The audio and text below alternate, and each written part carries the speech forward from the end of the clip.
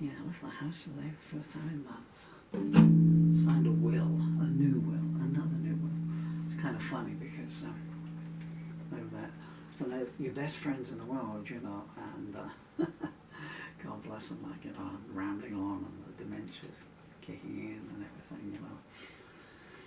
Well, I'm trying to say, you know, protect my children, and they're like, yeah, we'll do our best, you know. That's all they ever say, we'll do our best, like, you know. And I just kind of point out to them why, you know, 48,000 people ran the London Marathon earlier on this year. And they all did their best, but someone came 48,000th down.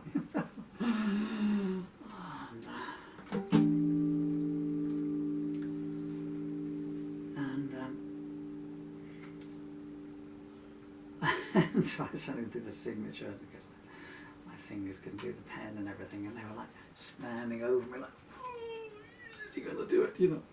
And I finally got the signature down, and then they just pulled the little cash machine out, you know, the thing, and like, put your card in there, slide it in the bottom, the guy said to me. I said, you're my idea of a very good first date.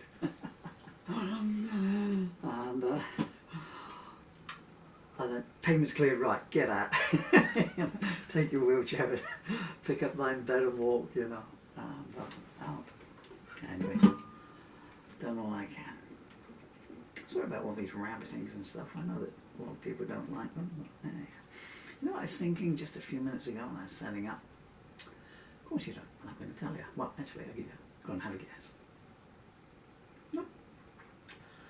If you listen to those tapes of Elvis at the end of his life, you know, then when did his last concert was? What, the 22nd of June, was it? Was it the 18th? They filmed it, didn't they? I think it might have been 22nd, Cincinnati or something like that.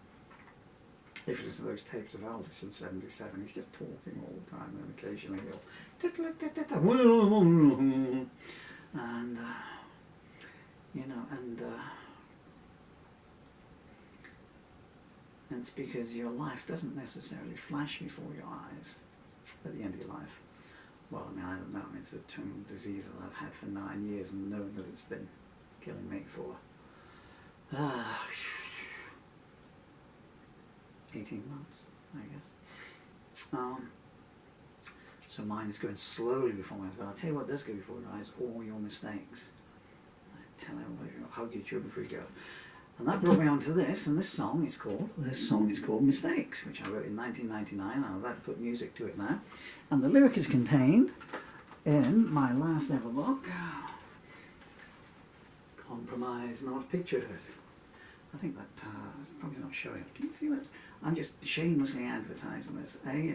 Although the lawyers tell me that my books will still remain on sale. Well, they'll remain on sale after I'm away from keyboard, shall we say. Well, then my babies will get the royalties. Well, you can only trust.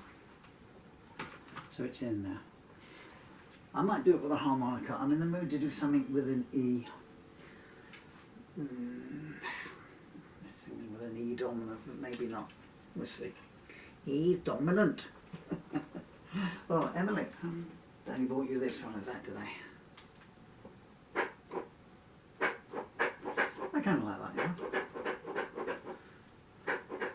I got you a different one, Dill. We're on the way to another place to like them. It's like a little stress ball as well, isn't it? You know? Oh, Dylan, I found you some new feathers, mate. My son collects feathers. He's in a selection of them up here, and I got you 2 new ones, Dill. I would like to have my transitional objects behind me up there.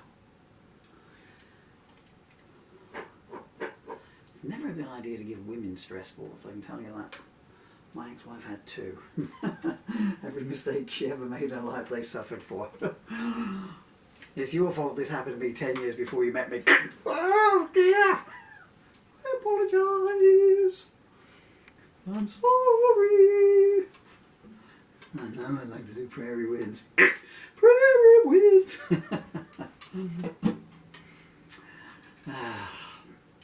Actually, speaking of, I'd say it's my last book. Carla, I was going to say Carmen then. That's an opera, isn't it? And, oh, they're also mechanics. Carmen. Oh, come on, it was fast. You try to be funny when you get dementia and motor neuron disease. Carmen, yes, it is true. You've sussed me out, Carmen. sent me an email yesterday, so my YouTube and said, there's this book, is this you?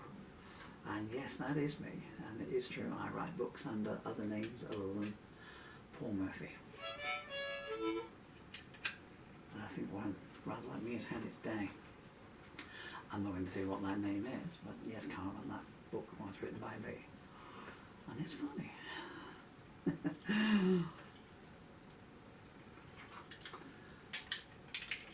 But it's a bit on the risque side, you know. Although I've never understood why you can't be risque and still be an anti-misogynist, anti-misandrist as well, and feminist. I mean, the funniest. Now, how does she describe herself as either ardent or strident feminist? So this is how the lady herself describes herself on her Facebook and on her art page. I knew her as Susan Llewellyn, so I can say Susan Llewellyn because she legally changed her name. Just after we broke up, actually. It's a chilling indictment on me, isn't it? I don't think I said anything to do with it. She's on her, she got in contact with me a couple of years ago. I'm on her Facebook page, and it says name, and it says either ardent feminist or strident feminist or something like that. Because I'm queer, and I said, why does it have to be, can't it just be feminist, you know, kind of thing? Why does it have to be blah, blah, blah, blah. But the funniest woman I ever met in my life, she's absolutely hilarious.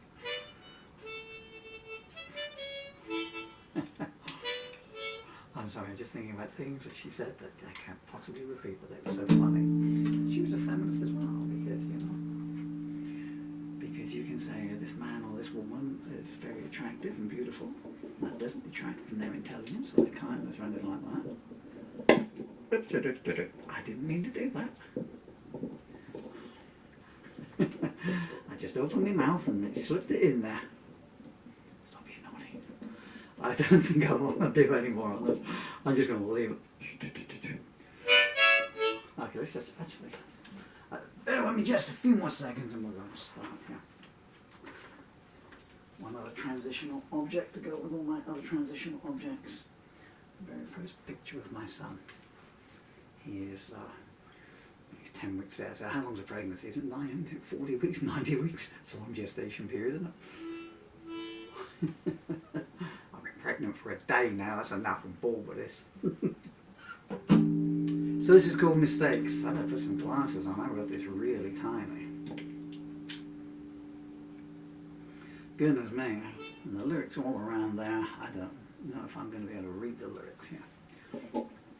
I'm going to do this like I used to do it when I was on stage and I just used to walk around all over the place.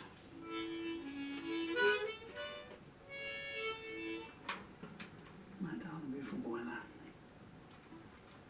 I'm trying to work out pregnancy. 9 times 4 is 9, 8, 27, 36. So call it 40.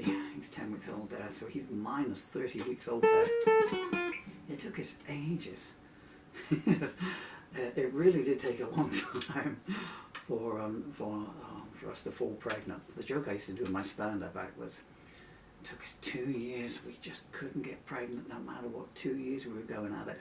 In the end, my wife just said to me, dirty bastard, do it the proper way.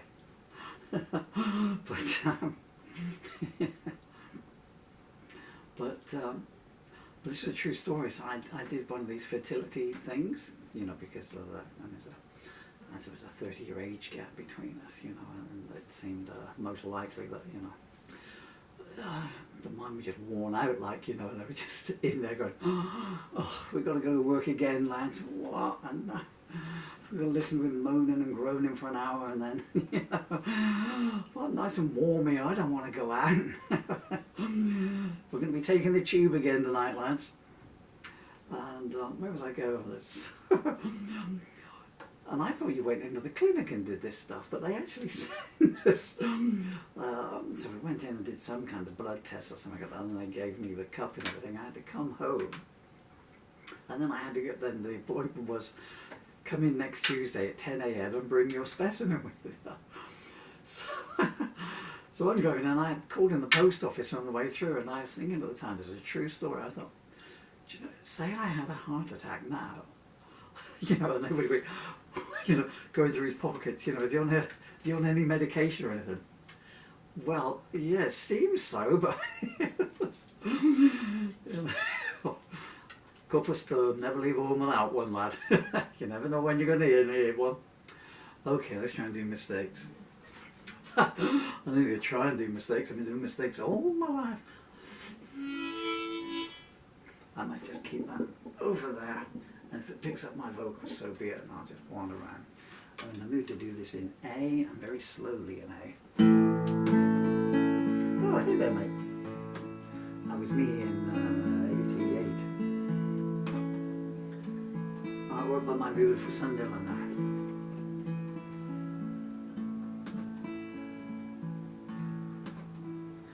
I was talking to the Lord, and you know what he said. He told me life don't get worth living until after you're dead.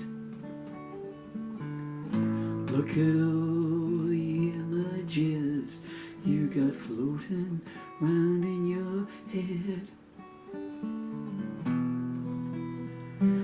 about all your mistakes.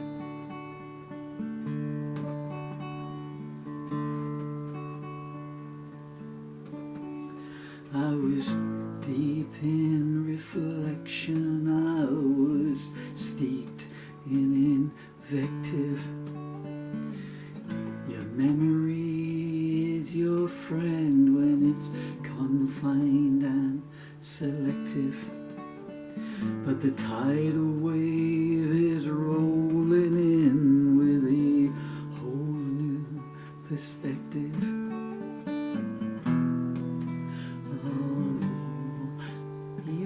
Mistakes.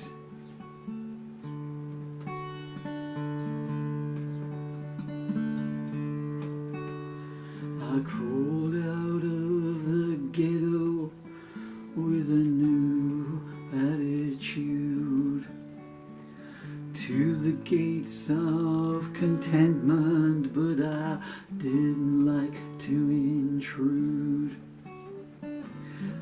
I was my own conspiracy, so I'm starting to conclude. Seeing all my mistakes.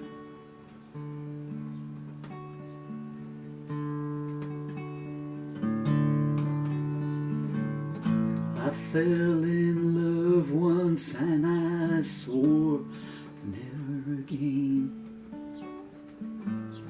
Left me with a sorrow that I'm still trying to contain.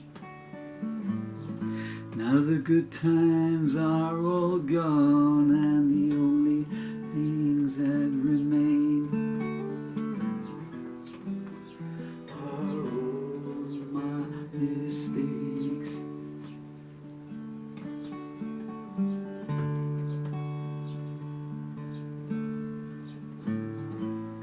I know the color of pain, painted my life with it. I guess I was given the right pieces, but I couldn't make them fit. Losing strips your confidence away from you bit by bit.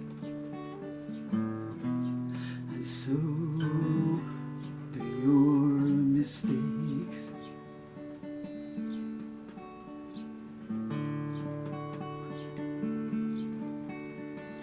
Wrote a song of need to the wife of another man. She said, don't come around no more, you're getting out of hand. I cried, I can't help who I care for, don't you understand? She sighed, it's your mistake.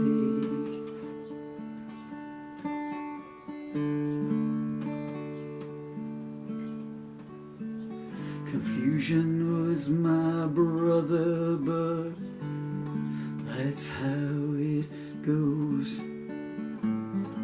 You can lay down in resignation, or you can roll with the blows. When they're whispering ashes to ashes, you'll know which path I chose. You'll see all my mistakes.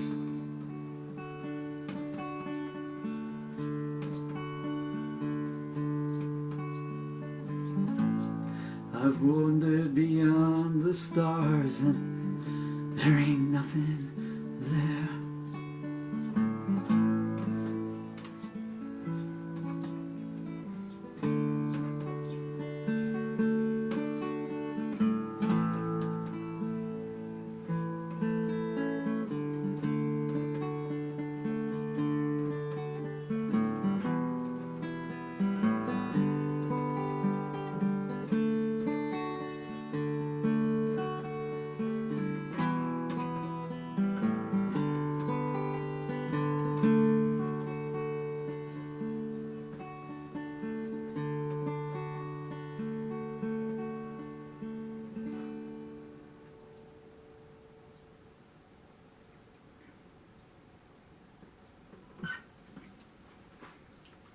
The writing's just too tiny. That's not even a third of it, I'm afraid, but I just can't read the writing.